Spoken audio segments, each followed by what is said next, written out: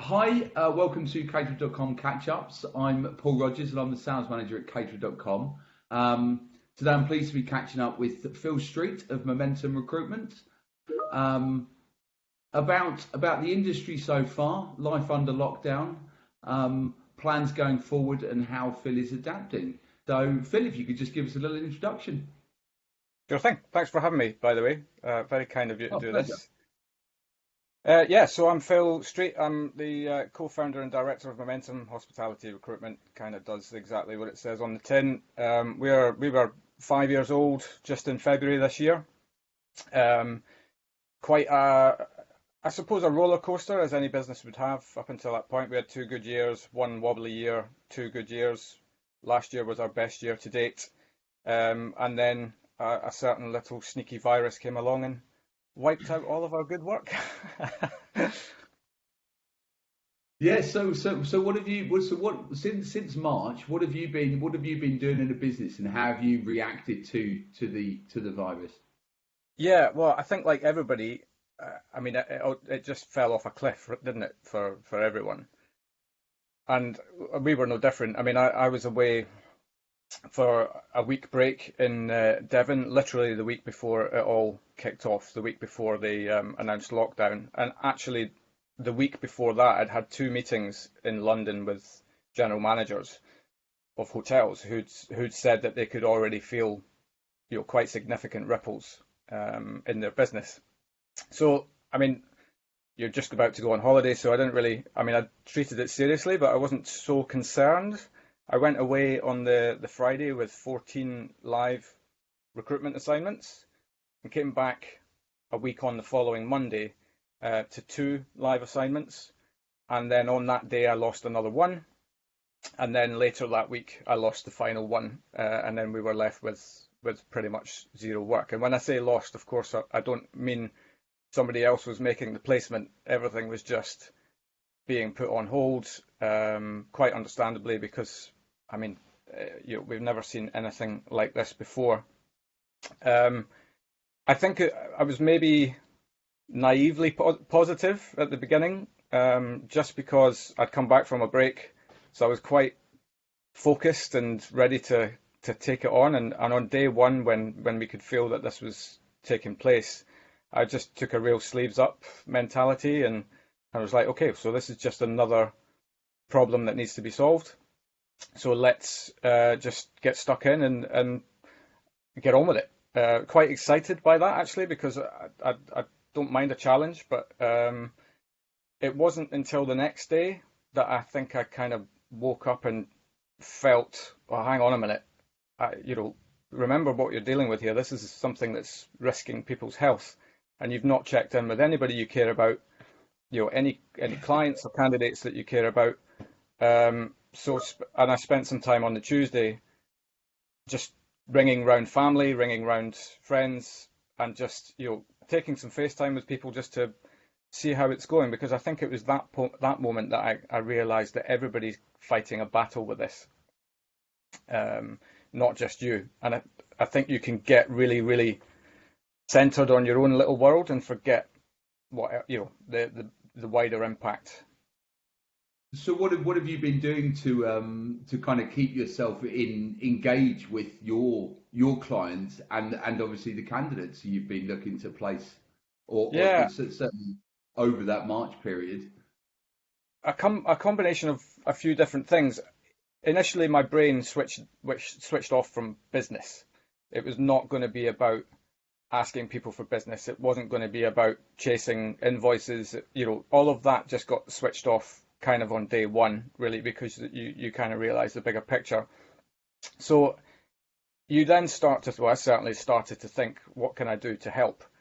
And so I think it was maybe day two or three, I just put some posts out all over the place, just inviting people if they needed some CV help, because it was the first thing that I could think of that I could offer without, too much kind of effort on my part, really understanding where our business sits in the great scheme of things.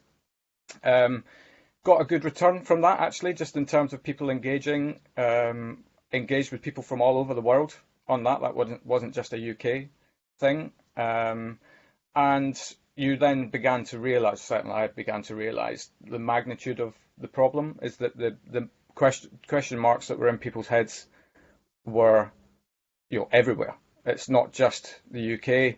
Everybody was concerned about what does this mean for me, and do I have a job to go back to? At that point, the furlough scheme wasn't even something that was being discussed. Um, so yeah, that was the first thing that came to me, and I think before that, I'd already had the idea to start a podcast. So I just spent a little bit of time getting that over the line, really. And I'd what does wanted the to. podcast go into, Phil? What does the podcast So kind of? it's very simple. It's I'd love to say it's really highbrow and high intelligence, but it's really not. It's Yeah. because that's not me. It's for a long time I recruit, and so therefore I meet an awful lot of people, and I think, and maybe I'm wrong in this assumption, but my feeling of hospitality as an industry to the wider world is that it's not it didn't necessarily carry the greatest reputation as a career of choice. So for a long time I've been wrestling with what can I do to lend my insignificant weight to that. But and I just thought I meet so many people and they've all got the stories that people come up with when you're interviewing candidates. I just thought there's just some really wonderful things. So let's start telling people stories. And so that was it. That was the concept of the podcast. It's nothing more groundbreaking than that. So all I do is meet with people from various walks. And I should say this is not just about founders and CEOs. I wanted to get a voice to kind of as wide a variety of people and roles as I possibly can. And so lockdown kind of just accelerated that for me. I was aiming for an April launch anyway, but the difference was that I was going to recruit somebody to take care of the technical side of things, the editing and all of that side of things. So with money drying up overnight, I decided that I'd just teach myself a little bit of sound editing and just get on with it, basically. Do it yourself. Yeah. Yeah. And how's that been going? So have you been engaging with people across all roles within hospitality? Any interesting chats come out of it?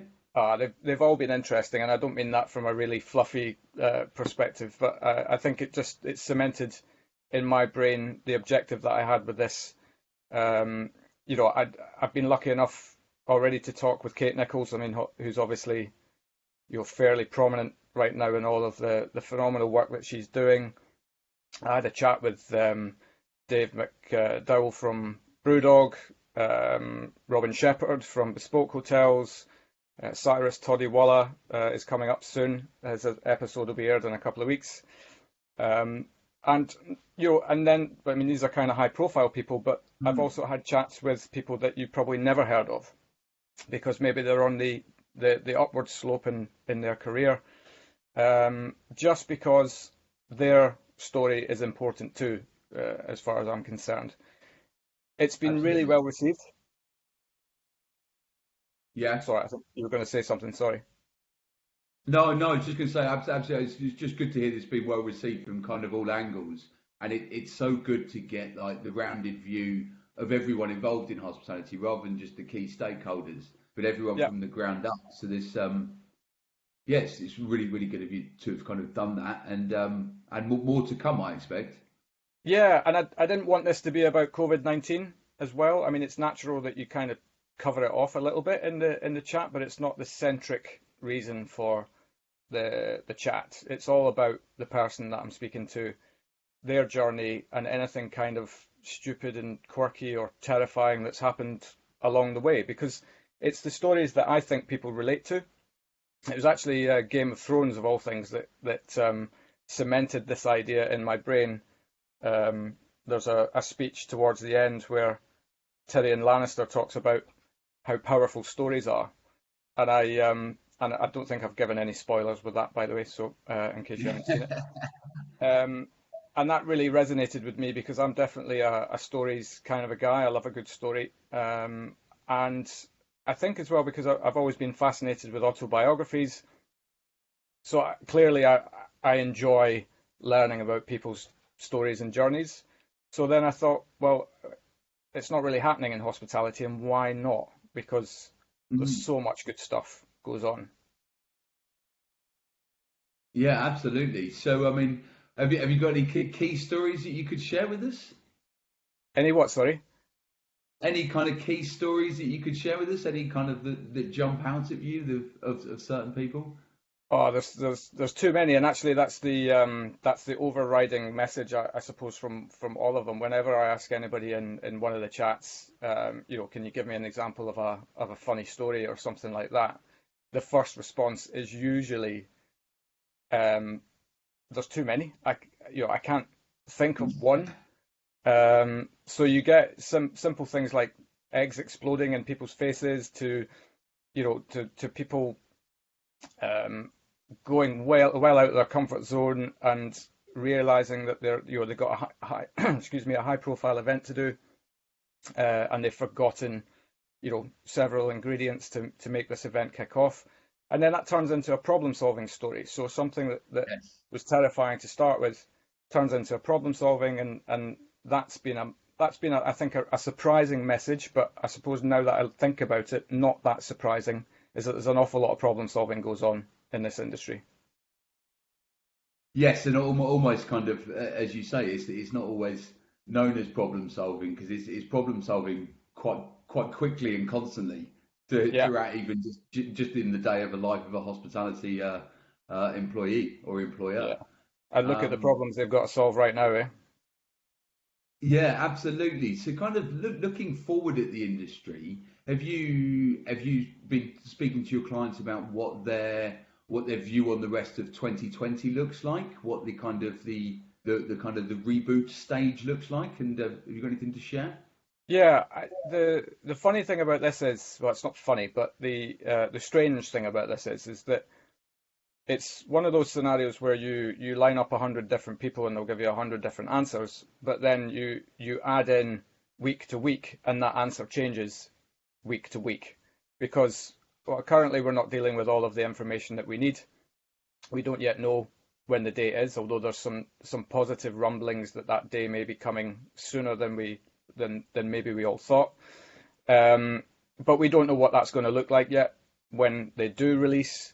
And again, positive rumblings the last few days have been around the distancing moving from 2 meters to 1 meter, which would obviously make a massive difference, especially if you're a small restaurant or bar space. It could be the difference between life and death. You then couple, there's challenges yet to be faced, which there's phenomenal work being done by people like Jonathan Downey and Robert Hudson and Luke Mm. Johnson and of course Kate Nichols, where they're just really they're making people aware of the challenges that people are facing in the industry. And the main one now I think is rent. There's another quarter rent coming up at the end of June. And if something's not done about that, then the thinking is that 2 million jobs could be lost in a day.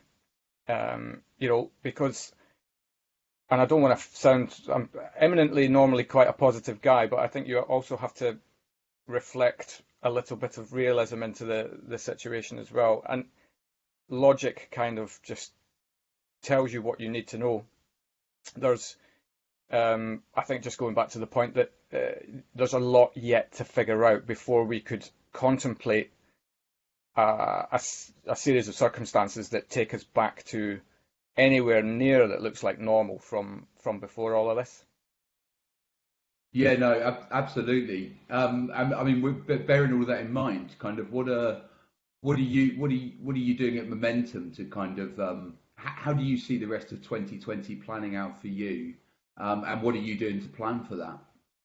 Yeah, to be honest, at the moment, I'm not really planning because I've kind of spent a lot of time planning and then had to tear it up. Um, I'm I'm quite happy to admit at the moment that I'm quite reactive to the situation. I'm thinking about the future, and I think my feeling is that finance will return quite quickly, which I mean, I'm touching wood when I say that. That hopefully plays into my um, hands, because that's where I kind of keep my strongest network. But um, I can already feel a little sort of rumble on some things moving there. But it still doesn't mean that. I mean, I spoke to a client who will remain nameless. They're contemplating making their entire finance team redundant and centralizing to a different space. And the other thing to contemplate in all of this is because people are getting used to working from home, there's probably an awful lot of jobs at the moment that are being analysed across every sector, not just hospitality, about, especially in the support services, what what do we need to retain in an office space, and that's going to have a knock-on effect into the quantity of people who come into offices to work in London. Just say that's my nearest city. And that obviously then that has a knock-on effect to the quantity of people who are going to the pub, who are going to restaurants, and so on and so forth. So I'm looking forward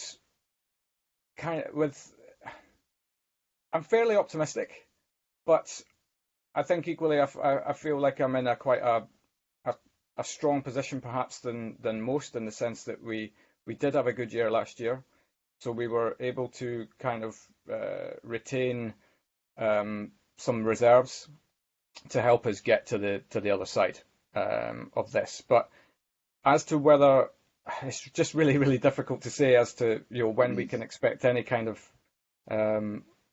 I suppose full frontal recruitment. Can I even say that? That's probably not right. But anyway, um, I think that makes sense. I think that gives you it kind of yeah I could it's the unknown of when businesses open up, what they will look like, what their staff structure will look like, and then when they come to recruiters to recruit for them. yeah, Um, and I think just applying the logical brain again to the problem, to me, it makes sense that it's inevitable, unfortunately, that there are going to be massive redundancies in this process, across the industry, across all industries. And my thought process in that is that's displacing quite a lot of people in the industry. So maybe when we do get back to a recruiting mentality, that we're not necessarily going to be quite as needed initially, other than for confidential things and for things where they're just kind of testing the water on stuff and things like that. But I think there'll be so many people in the workforce that actually there'll be a mass scrabble to to get a hold of this displaced talent. yeah, And then at that point, that's when I would anticipate that once that's kind of balanced itself out, there'll be a lot of recruiters sharpening their elbows, probably. yes, yeah, absolutely. And I think, as you said, in the meantime, it is about keeping engaged with your customers and your candidates, to make sure Yeah, they're kind of on that journey with you, and you're that first point of call. Um, yeah. I mean, I just think to there'll kind of also wrap it up. be, No, carry sorry, on. there'll also be an awful lot of people who are taking this time to reflect on whether they're doing Absolutely. what they want to do, and whether they're on the path that they want to. Maybe they're spending some time upskilling or diversifying their skill set a little bit. There's lots and lots of things to address and balance. Yeah. Absolutely. Have you had conversations with candidates along those sorts of lines about No, reskilling? Are actually, you looking? in saying that, no. I mean, I haven't yet spoken to somebody who's contemplating a move out of the industry. I think there's also obviously you kind of, when you hit positions of adversity, the first thing that you do is look for the path of least resistance. And so a lot of initially people will be contemplating, I don't really know what else I can do other than what's taken me to this point. And I'm not Yes. going to lie, I've had the conversations with myself over this about, are we going to get to the other side of this?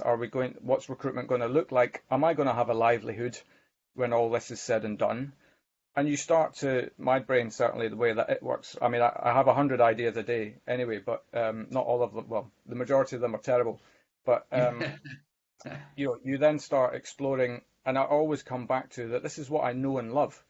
So to contemplate doing something that takes me on a completely different trajectory is quite a scary thought. But there will probably be a process where some people are just thinking about it and go, well, I didn't want to be here in the first place.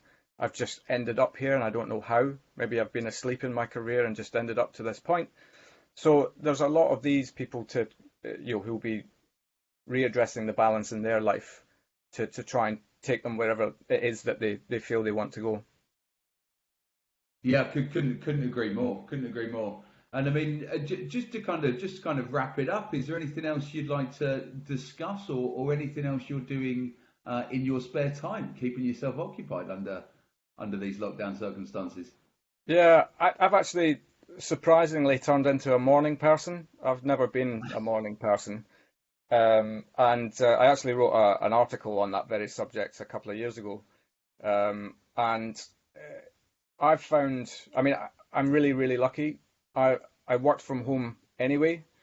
My wife also works from home. So we've not had really to adapt to that. That's just been our normal in any case. I've been Yes. spending longer walking the dog, which has been really great for Yeah. headspace.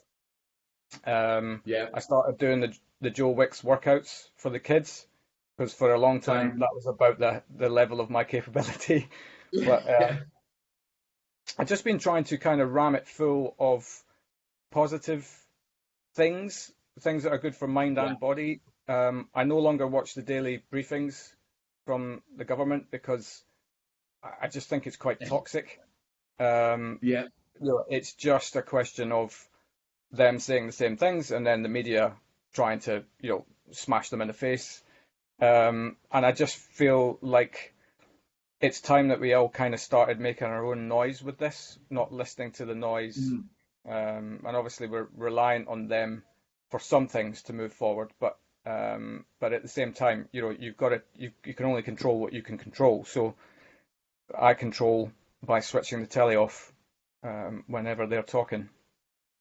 Yeah, no, I kind of hear you there, Phil, and I do the same. I was very gripped for the first week, and Yeah, then no, I thought I'd take it into my own hands and kind of react, and it kind of you've got to take it upon yourself to create the positivity and the forward, looking forward at what the market's going to do.